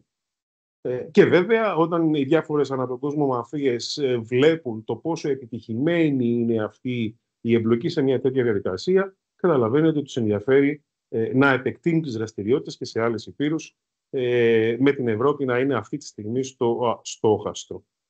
Λοιπόν, να πάμε λίγο πιο γρήγορα να δούμε κάποια πράγματα.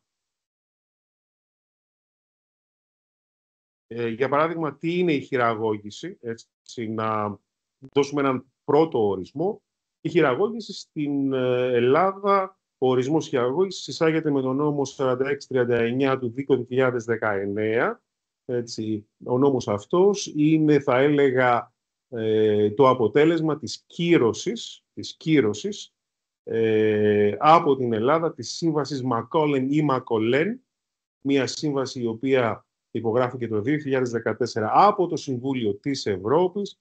Η Ελλάδα κύρωσε αυτή τη συνθήκη το 2019, δημιούργησε αυτό τον νόμο και μέσα στον νόμο αυτό ο ορισμός λέει ότι η χειραγώγηση, όπως βλέπετε και εδώ, νοείται μια σκόπιμη συμφωνία μέσα από πράξεις ή παραλήψεις, η οποία στοχεύει που στην αλλίωση του αποτέλεσματος αθέμητα, με τρόπο αθέμητο. Στην αλλίωση λοιπόν του αποτελέσματος, είτε του συνολικού αποτελέσματος, του τελικού αποτελέσματος ή ακόμα και ενός μικρού μέρους του παιχνιδιού. Έτσι. Μπορεί να είναι για παράδειγμα ο αριθμός των κίτρινων καρτών που δέχεται μία ομάδα ή το σκορ ή ο αριθμός των πέναλτι και πάει λέγοντας. Λοιπόν, θα έλεγα μάλιστα ότι ο μεγαλύτερος αριθμός χειραγωγήσεων γίνεται σε αυτό το εν μέρη, έτσι, στο spot fixing, όπως θα δούμε σε λίγο. Και βέβαια αυτό γίνεται γιατί όπως λέει εδώ, προσπαθούν μέσα από αυτή τη διαδικασία κάποιοι, έτσι, να αποκτήσουν ένα αδικαιολόγητο πλεονέκτημα, το οποίο βέβαια χρησιμοποιείται τις περισσότερες φορές, όχι πάντα, τις περισσότερες φορές όμως χρησιμοποιείται για παράνομο, για λόγους στοιχηματισμού. Λοιπόν, άρα λοιπόν θέλω εδώ να επισημάνω ότι όταν μιλάμε για χειραγώγηση δεν μιλάμε πάντα για το τελικό αποτέλεσμα ή μόνο για το τελικό αποτέλεσμα, αλλά και για την χειραγώγηση μεμονωμένων στοιχείων ενός αγώνα. Λοιπόν, η χειραγώγηση διακρίνεται λοιπόν σε δύο μεγάλες κατηγορίες. Όταν οι αθλητές εξαπατούν χάνοντας σκόπιμα ή κάνοντας σκόπιμα λάθη για να πετύχουν ένα συγκεκριμένο αποτέλεσμα. Αυτό αρκετές φορές είναι αντικείμενο στοιχηματισμού, αλλά όχι πάντα. Έτσι, συγκεκριμένο αποτέλεσμα, για παράδειγμα, μπορεί να είναι και η επιλογή ενός αντιπάλου. Έτσι, εγώ δεν θέλω να παίξω στην επόμενη φάση του Πανευρωπαϊκού Πρωταθλήματος με μια συγκεκριμένη ομάδα. Θέλω να παίξω, προτιμώ κάποια άλλη. Άρα λοιπόν κάθομαι και χάνω προκειμένου να επιλέξω αντίπαλο. Αυτό βέβαια, κάτι που πρέπει να υποθεί εδώ, δεν είναι μόνο και πάντα οι αθλητές εκείνοι οι οποίοι εμπλέκονται σε χειραγώγηση ενός αγώνα. Θα δούμε και σε λίγο ότι τόσο η διοίκηση, οι διοικητικά στελέχη, προπονητές, κριτές, αλλά και διαιτητές λαμβάνουν αρκετές φορές τις ίδιες λανθασμένες αποφάσεις προκειμένου να επηρεάσουν έναν αγώνα ή ένα τελικό αποτέλεσμα. Λοιπόν, για τους αθλητές βέβαια, εδώ κάνω μια αναφορά, για τους αθλητές, προπονητές, διαιτητές, θα δούμε σε λίγο, υπάρχουν αρκετά ηθικά ελλείμματα. Δηλαδή, αν ρωτήσετε κάποιους αθλητές γιατί επέλεξαν να εμπλακούν σε μια διαδικασία χειραγώγησης, πολλοί θα σας πούν, θα δώσουν μία από αυτές τις δικαιολογίες, ότι κανείς δεν είναι τέλειος, ότι ήταν ένα λάθος, απλά έγινε, ή δεν είχα άλλη επιλογή, δεν μου άφησαν άλλη επιλογή. Πολλοί εσφαλμένα πιστεύουν ότι η εμπλοκή σε χειραγώγηση δεν βλάπτει ουσιαστικά κάποιον, δεν παθαίνει κάποιος να δει κάτι κακό. Κάποιοι άλλοι επίσης θεωρούν ότι είναι ένας ηλίθιος, λέει, κανόνας ούτως ή άλλως. Έχουμε ακούσει αυτή την απάντηση στις έρευνες που έχουν γίνει. Δεν υπάρχει λόγος να υπάρχουν κανόνες στο κομμάτι της χειραγώγησης, ενώ κάποιοι άλλοι θεωρούν ότι δεν είναι παράνομο. Θα δούμε ότι και παράνομο είναι και πολύ μεγάλες, έτσι, θα έλεγα, ποινές προβλέπονται από το ελληνικό δίκαιο. Τέλος, κάποιοι άλλοι εμπλέκονται σε χειραγώγηση γιατί θεωρούν ότι οι συναθλητές τους, προπονητές, διαιτητές και πολλά άλλα μέλη της αθλητικής οικογένειας εμπλέκονται, έτσι, άμεσα σε διαδικασίες χειραγώγησης. Λοιπόν,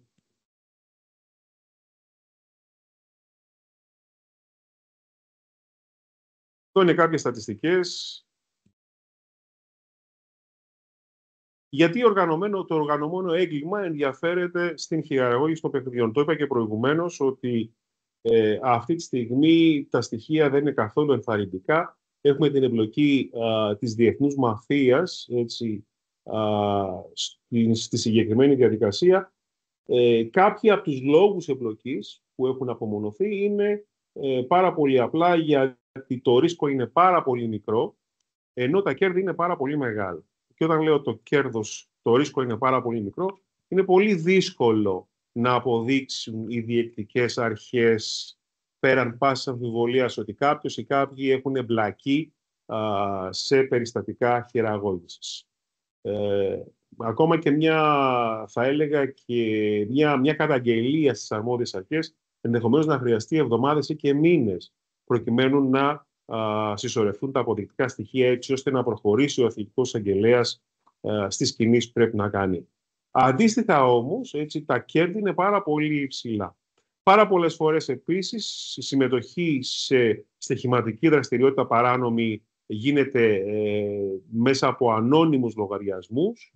Είναι επίσης πάρα πολύ εύκολο, όπως λέει εδώ, νέα παιδιά, νέοι αθλητές να γίνουν πραγματικοί στόχοι, και αυτό συμβαίνει γιατί είναι πολύ λογικό ένα νέο παιδί, νέα αθλήτρια, νέος αθλητής, να μην έχει ακόμα διαμορφώσει τον χαρακτήρα εκείνον ο οποίος να απαγορεύει τη συμμετοχή σε τέτοιους δραστηριότητες. Ένα άλλο πρόβλημα που βλέπουμε όχι μόνο στην Ελλάδα αλλά και στην Ευρώπη και γενικότερα στον κόσμο, ότι αυτή τη στιγμή που μιλάμε υπάρχουν πάρα πολύ μεγάλα κενά στην νομοθεσία του κάθε κράτους. Δηλαδή ακόμα και σήμερα και στην Ευρώπη, έτσι, η οποία θεωρείται ότι κάνει πολύ γρήγορα βήματα στο να καλύψει αυτά τα κενά, ακόμα και σήμερα υπάρχουν πάρα πολλά θέματα για τα οποία δεν έχουμε νομοθετήσει. Και όχι μόνο αυτό, κάτι που έρχεται να δέσει και να κάνει την όλη διαδικασία ακόμα πιο δύσκολη, έχει να κάνει με αυτό που λέει εδώ είναι effective supervision, ότι δεν έχουμε ακόμα την κρίσιμη μάζα εκείνη στις διοκτικές αρχές, κρίσιμη μάζα, θα έλεγα, στελεχών, οι οποίοι πολύ γρήγορα θα συλλέξουν τα αποδεικτικά στοιχεία και θα κινηθούν στο να συλλάβουν και να στείλουν στη δικαιοσύνη τα άτομα ή τις συμμορίες εκείνες οι οποίες λιμένουν τον αθλητισμό. Λοιπόν, γιατί το πρόβλημα αυτό όχι μόνο δεν αποδυναμώνεται αυτή τη στιγμή, αλλά μεγαλώνει μέρα με τη μέρα. Εδώ λοιπόν, περνώντας πάλι στη Σύμβαση Μακολέν, θα πρέπει να καταλάβουμε ότι το αθλητικό κίνημα από μόνο του δεν μπορεί να αντιμετωπίσει αυτή την απειλή. Αυτό το βλέπουμε και εμείς καθημερινά στην έπαθλα, λαμβάνοντας πληροφορίες ή προσπαθώντας να εκπαιδεύσουμε τα στελέχη της αθλητικής οικογένειας, καταλαβαίνουμε ότι από μόνοι μας, χωρίς βοήθειες και χωρίς συνεργασίες, η απειλή αυτή δεν μπορεί να αντιμετωπιστεί. Η Σύμβαση Μακολέν είναι, όπως λέει και εδώ, το μόνο διεθνές νομικά δεσμευτικό κείμενο για τη χειραγώγηση αγώνων. Έτσι. Εδώ μιλάμε για τον ευρωπαϊκό χώρο. Δεν έχουμε άλλο. Λοιπόν, στη χώρα μας η σύμβαση υπογράφηκε το 2019, κυρώθηκε από την Ελλάδα το 2019, 5 χρόνια μετά. Κυρώθηκε. Υπεγράφει από την Ελλάδα το 2014, κυρώθηκε το 2019. Λοιπόν, ακόμα και σήμερα που μιλάμε, έτσι, εδώ τα στοιχεία θέλουν μια μικρή αναβάθμιση. Γιατί πολύ πρόσφατα έχουμε άλλες 2 χώρες οι οποίες έχουν κυρώσει την σύμβαση τους τελευταίους μήνες. Είναι 9 οι ευρωπαϊκές χώρες οι οποίες αυτή τη στιγμή έχουν κυρώσει τη Σύμβαση Μακολέν. Οι υπόλοιπες δηλαδή γίνονται κινήσεις προκειμένου να έρθουν πολύ περισσότερες χώρες κάτω από αυτό το δεσμευτικό κείμενο. Λοιπόν, έτσι, φανταστείτε ότι είμαστε 10 χρόνια μετά την υπογραφή της συνθήκης και μόλις 9 χώρες έχουν κυρώσει το συγκεκριμένο κείμενο. Έτσι, να καταλάβουμε λίγο πώς λειτουργεί η Σύμβαση Μακολέν πάρα πολύ γρήγορα. Στην ουσία υπάρχουν 2 μεγάλες επιτροπές. Η μία επιτροπή είναι η Επιτροπή Παρακολούθησης της Σύμβασης. Εδώ πρόεδρος της επιτροπής αυτής είναι ο Γενικός Γραμματέας Αθλητισμού της χώρας μας, ο κύριος Μαυροτάς, και θα συνεχίσει να είναι μέχρι και τον Ιούνιο του 2025. Λοιπόν, όλα αυτά τα χρόνια η Ελλάδα είχε την προεδρία της επιτροπής αυτής. Αντίστοιχα, υπάρχει μια άλλη επιτροπή, το λεγόμενο Γκρουπ της Κοπενχάγης, κάτω από το οποίο εντάσσονται όλες οι πλατφόρμες. Η Ελλάδα έχει εθνική πλατφόρμα. Όλες οι χώρες οι οποίες έχουν δημιουργήσει μια εθνική πλατφόρμα αντιμετώπισης της χειραγώγησης συντονίζουν τις δράσεις τους κάτω από τη συγκεκριμένη επιτροπή. Και βέβαια υπάρχει μια κοινή γραμματεία η οποία συντονίζει το έργο. Λοιπόν, 2-3 πραγματάκια για τη δομή. Στην Ελλάδα, είπα και προηγουμένως, και το καταλάβαμε πάρα πολύ νωρίς αυτό, ότι θα χρειαζόταν να ενώσουμε δυνάμεις.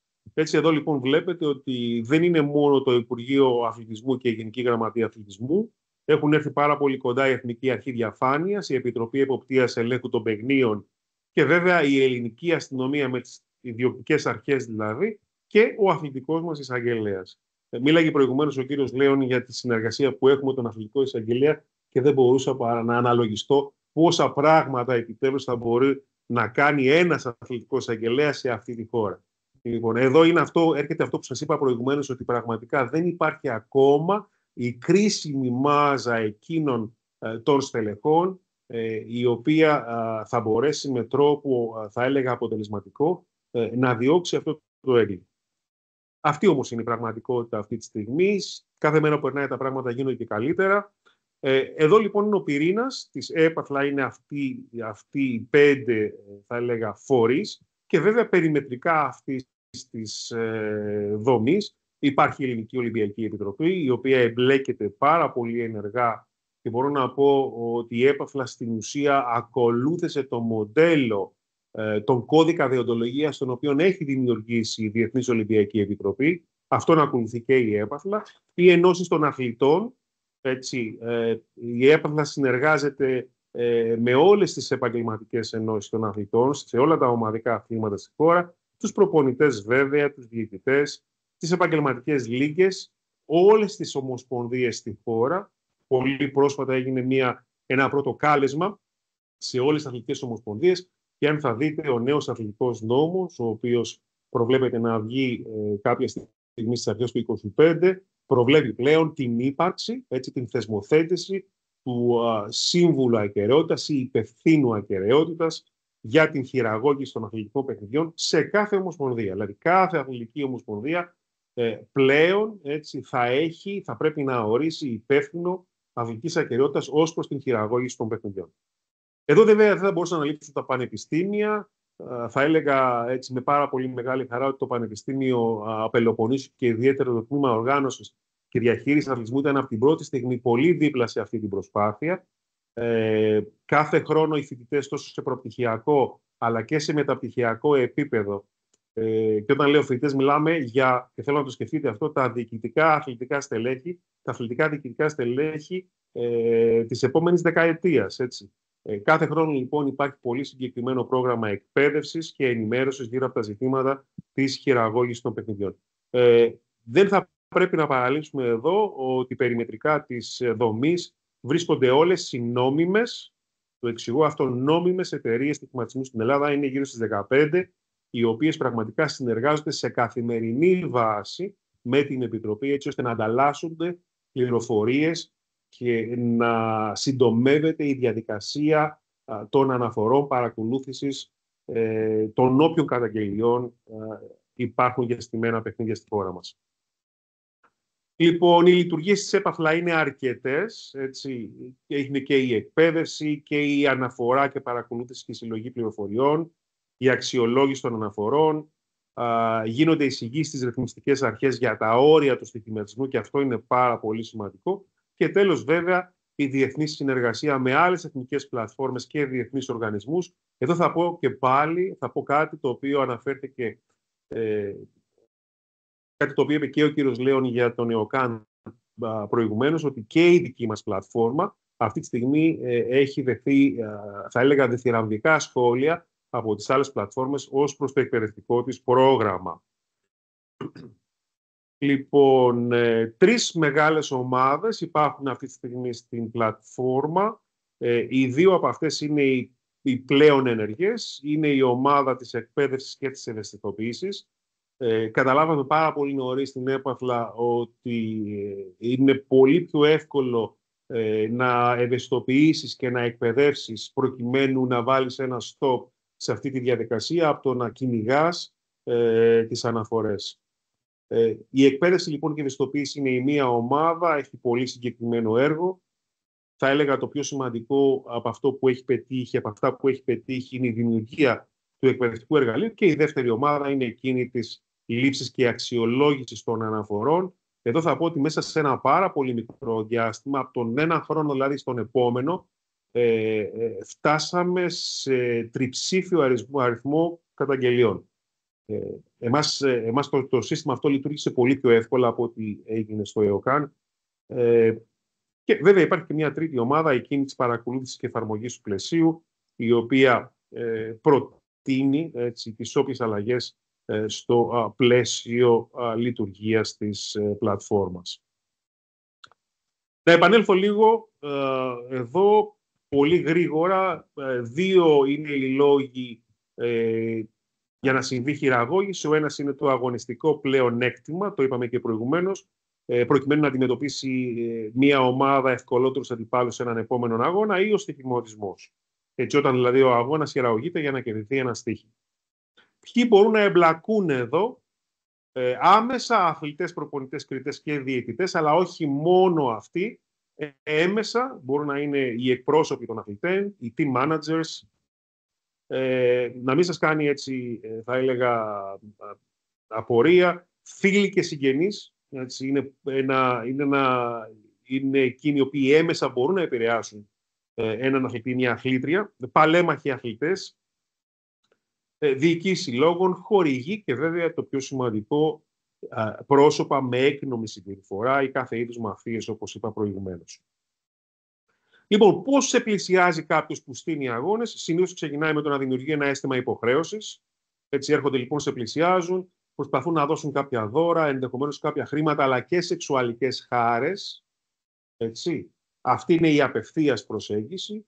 Ενδεχομένως να υπάρχει μια άλλη προσέγγιση, η έμεση, μέσα από οικογένεια, φίλους ή πρώην συναθλητές. Και βέβαια, γιατί το κάνουν αυτό? Προσπαθούν μέσα από αυτού του είδους προσεγγίσεις να δημιουργήσουν ένα κλίμα εμπιστοσύνης μεταξύ του ατόμου που προσπαθεί να στήσει αυτή την κατάσταση και του αθλητή, της αθλήτης, του διαιτητή και πάει λέγοντας. Και βέβαια, μόλις αναπτυχθεί αυτή η αίσθηση της εμπιστοσύνης, το πρώτο πράγμα που προσπαθούν να δουν είναι να εντοπίσουν τις όποιες αδυναμίες χαρακτήρα ή άλλες αδυναμίες υπάρχουν ως προς το συγκεκριμένο αθλητή, αθλήτρια, διαιτητή, κριτή και πάει λέγοντας. Η ηλικία, λέει εδώ, μπορεί να είναι μια αδυναμία. Έτσι, είπαμε και προηγουμένως, άτομα νέα στην ηλικία δεν έχουν διαμορφώσει ακόμα τις άμυνες εκείνες που χρειάζεται προκειμένου να πούν όχι στην χειραγώγηση. Βλέπουμε όμως παίκτες μικρών κατηγοριών, οι οποίοι έχουν πρόβλημα με το εισόδημά τους, είτε έχουν χαμηλό εισόδημα, είτε δεν πληρώνονται στην ώρα τους. Λοιπόν, αυτό μπορεί να τους οδηγήσει στο να σκεφτούν ότι εντάξει, ένα παράνομο στοίχημα θα μου δώσει ένα έξτρα εισόδημα, γιατί να μην το κάνω. Άτομα τα οποία επίσης έχουν αδυναμία στο τζογάρισμα είναι επίσης επιρρεπείς σε τέτοιες διαδικασίες.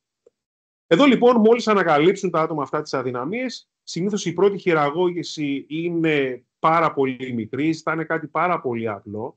Έτσι, δεν θα ζητήσουν ένα τελικό αποτέλεσμα, ενδεχομένως θα ζητήσουν ένα spot fixing, κάτι πάρα πολύ μικρό, μια κίτρινη κάρτα δηλαδή. Μιλάμε για το ποδόσφαιρο ή κάτι αντίστοιχο, ή τη διαφορά των πόντων στο μπάσκετ. Λοιπόν, μικρά βήματα λοιπόν στην αρχή. Το πρόβλημα είναι ότι όταν μπει ο αθλητής ή η αθλήτρια σε ένα τέτοιο μονοπάτι, δεν υπάρχει πλέον επιστροφή. Γιατί είναι πάρα πολύ προσεκτικοί, μιλάω ή της απέναντης πλευράς, να συλλέξουν στοιχεία, αποδεικτικά στοιχεία, έτσι, και στην πρώτη άρνηση αυτό θα έρθει μπροστά. Δηλαδή εκεί αρχίζουν οι απειλές πλέον. Οι απειλές αυτές δεν είναι απλά μία απειλή ότι ξέρεις κάτι, αν δεν κάνεις τη δεύτερη, την τρίτη, την τέταρτη, θα σε καταγγείλω στις αρμόδιες αρχές. Μπορεί να γίνουν πολύ πιο, θα έλεγα, πολύ πιο επικίνδυνες. Έτσι.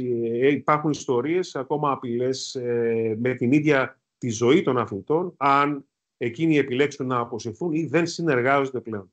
Εδώ λοιπόν καταλαβαίνουμε ότι μία και μόνη χειραγώγηση είναι υπεραρκετή για να εγκλωβίσει τους ανθρώπους της αθλητικής μας οικογένειας μέσα σε ένα αδιέξοδο. Από εδώ και πέρα δεν υπάρχει έξοδος. Λοιπόν, θα σας δείξω επίσης πολλές φορές αυτή η πρόσβαση σε αθλητές ή αθλήτες γίνεται με έναν τρόπο που φαίνεται τυχαίος. Αυτό που βλέπετε μπροστά σας είναι ένα πραγματικό email, έτσι, είναι κάτι το οποίο συμβαίνει και συμβαίνει συχνά. Τυχαίο email, hello my friend, λέει, έχω μάθει, λέει, ότι υπάρχει διαδικασία χειραγώγησης μέσα στη δική σου ομάδα, έτσι δεν είναι? Αν όντως ισχύει, δώσε μου, λέει, το επόμενο αποτέλεσμα και θα σε πληρώσω 100.000 ευρώ σε λογαριασμό ο οποίος δεν μπορεί να εντοπιστεί. Συνήθως προτείνουν πληρωμή σε κρυπτονόμισμα. Λοιπόν, και βέβαια ρίχνουν το πρώτο αγκίστη και περιμένουν να τσιμπήσει κάποιος. Φτάνουν δηλαδή μέχρι και αυτό που βλέπετε μπροστά σας. Αυτό είναι πραγματικό μήνυμα, έτσι. Δεν είναι δεν έχει δημιουργηθεί για λόγους εκπαιδευτικούς. Είναι ένα πραγματικό μήνυμα για να σας δείξει ακριβώς το πόσο θρασείς είναι οι άνθρωποι αυτοί. Λοιπόν, πάμε λοιπόν για να κλείσουμε, επειδή δεν έχω και τον χρόνο που χρειάζομαι, για 2 πραγματάκια ακόμα.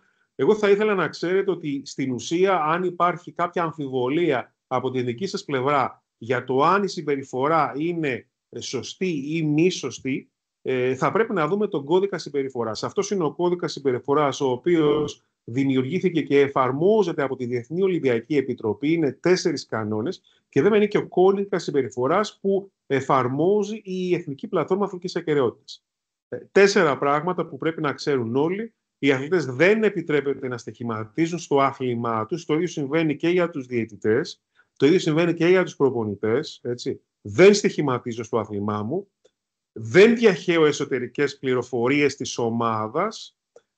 Και το λέω αυτό γιατί πάρα πολλές φορές αθλητές, ειδικά μετά την έλευση των μέσων κοινωνικής δικτύωσης, υπήρχε σύγχυση για το τι είδους πληροφόρηση μπορούσαν να αποστάρουν σε έναν λογαριασμό, τον λογαριασμό των κοινωνικών τους δικτύων. Λοιπόν, αν δεν είστε σίγουροι για την πληροφορία, καλό είναι να ρωτάτε προπονητές, διοικητικά στελέχη. Γιατί η διάχυση εσωτερικών πληροφοριών της ομάδας μπορεί να σας οδηγήσει, έτσι, σε μια αναφορά για χειραγώγηση, μια κατηγορία για χειραγώγηση παιχνιδιού. Το τρίτο πράγμα που πρέπει να γνωρίζουμε, ότι δεν συμμετέχουμε σε στήσιμο οποιοδήποτε μέρους ή και συνολικά παιχνιδιού Έτσι, δηλαδή, δεν υπάρχει περίπτωση να σας προτείνει κάποιος να στήσετε ακόμα και κομμάτι αθλητικού παιχνιδιού, απαγορεύεται διάρρο πάλου και μάλιστα επειδή υπάρχει αυτή η ερώτηση και τι γίνεται, τι συμβαίνει αν ο αγώνας είναι φιλικός. Ούτε σε φιλικό παιχνίδι. Έτσι, οποιοδήποτε στήσιμο χειραγώγηση παιχνιδιού απαγορεύεται. Και να πάμε και σε ένα τέταρτο κανόνα, ο οποίος είναι ακόμα πιο σημαντικός, θα έλεγα, ότι είμαστε υποχρεωμένοι σε περίπτωση που ακόμα αντιληφθούμε μία ύποπτη προσέγγιση. Και τι σημαίνει αντίληψη? Σημαίνει ότι εγώ κάθομαι εδώ στα αποδυτήρια, μπορώ να αλλάζω ρούχα και στη γωνία ακούω έτσι μία συζήτηση όπου δύο άτομα συζητούν για το πώς θα χειραγωγήσουν το παιχνίδι. Ακόμα και αυτή η διαδικασία, έτσι, σε μια τέτοια περίπτωση, εγώ ως αθλητής είμαι υποχρεωμένος να το αναφέρω στις αρμόδιες αρχές.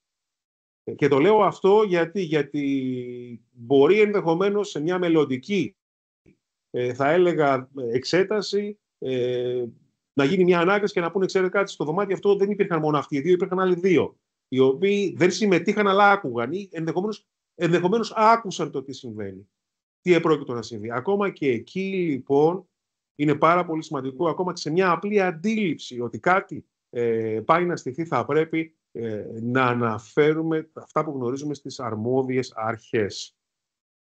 Αυτοί λοιπόν είναι οι 4 κανόνες συμπεριφοράς. Και να τελειώσω με 2 πραγματάκια τα οποία θεωρώ σας ενδιαφέρουν. Το ένα από αυτό είναι οι κυρώσεις. Ποιες είναι οι κυρώσεις στην περίπτωση που κάποιος αθλητής, διαιτητής, κριτής, διοικητικός τέλεχος εμπλακεί σε μια τέτοια κατηγορία? Δεν είναι, ξέρετε, μόνο οι πειθαρχικές κυρώσεις οι οποίες προέρχονται από τις ομοσπονδίες. Έτσι. Εδώ λοιπόν, η αν αναφλητεί μια αθλήτρια, μπορεί για απλή χειραγώγηση ο αποκλεισμός να φτάσει στα 4 έτη, για στοιχηματισμό τα 3 έτη. Προσέξτε εδώ, για αποτυχία αναφοράς έως και 2 έτη, ανάλογα με το πόσο το μέγεθος της εμπλοκής, ενώ για τη διασπορά εσωτερικών πληροφοριών ο νόμος λέει ότι υπάρχει αποκλεισμός έως και 2 έτη. Πέρα όμως από τις πειθαρχικές ευθύνες, έτσι, υπάρχουν και ποινικές ευθύνες εδώ, οι οποίες μπορούν να φτάσουν φυλάκιση έως και 10 έτη και πρόστιμο έως και 1 εκατομμύριο. 100.000 είναι το μίνιμουμ. Έτσι. Δεν είναι ούτε 5, ούτε είναι 100.000 το μίνιμουμ, 1 εκατομμύριο είναι το μάξιμο αυτή τη στιγμή. Και βέβαια στις πειθαρχικές και ποινικές διώξεις να συνυπολογίσετε την οικονομική αφέμαξη η οποία θα λάβει η χώρα, γιατί κάποιος που εμπλέκεται σε μια τέτοια διαδικασία θα χρειαστεί να προσλάβει δικηγόρους, θα χρειαστεί να περάσει σε δικαστήρια, πρώτος βαθμός ενδεχομένως και δεύτερος βαθμός. Αυτό σημαίνει έξοδα. Σημαίνει έξοδα για νομικές υπηρεσίες, αλλά, και το λέω σε αθλητές, ακόμα και διαφύγοντα κέρδη από συμβόλαια τα οποία θα μπορούσατε να εξασφαλίσετε, αλλά δεν εξασφαλίσετε γιατί έχετε εμπλακεί σε μια τέτοια διαδικασία. Το πλήγμα βέβαια στην εικόνα του κάθε αθλητή, αθλήτριας, διαιτητή, κριτή και πάει λέγοντας είναι πάρα πολύ σημαντικό. Έτσι, να βγαίνει κάποιος και να σε δείχνει με το δάχτυλο ότι εμπλέκεσαι σε μια τέτοια, θα έλεγα, διαδικασία. Σίγουρα δεν είναι ό,τι καλύτερο μπορεί να συμβεί για έναν αθλητή ή μια αθλήτρια.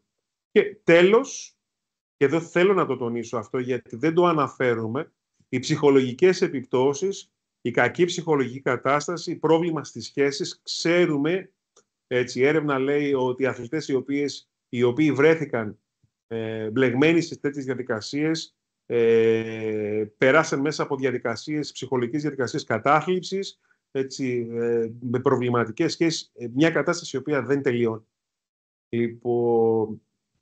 Θέλω λοιπόν να τονίσω εδώ ότι προσοχή, δεν είναι μόνο οι ποινικές ευθύνες, αλλά και όλες οι άλλες 4 κατηγορίες που είναι πάρα πολύ σημαντικές. Και να κλείσω εδώ την παρουσίαση για να δώσω τη δυνατότητα και στην επόμενο ομιλητή.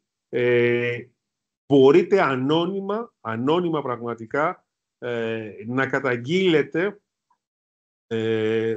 την όποια περίπτωση έτσι υποπέσει στην αντίληψή σας. Όπως και ο ΕΚΑΝ, έτσι και η ΕΠΑΦΛΑ έχει μια πλατφόρμα, μια διαδικασία αναφορών. Εδώ λοιπόν μπορεί ο καθένας είτε επώνυμα με το όνομά του, είτε ανώνυμα να καταγγείλει, δηλαδή να δώσει το story, και αν έχει και αποδεικτικά στοιχεία, δηλαδή φωτογραφίες ή και βίντεο, αυτά τα πράγματα μπορεί να τα ανεβάσει μέσα στην πλατφόρμα, στην εφαρμογή των αναφορών.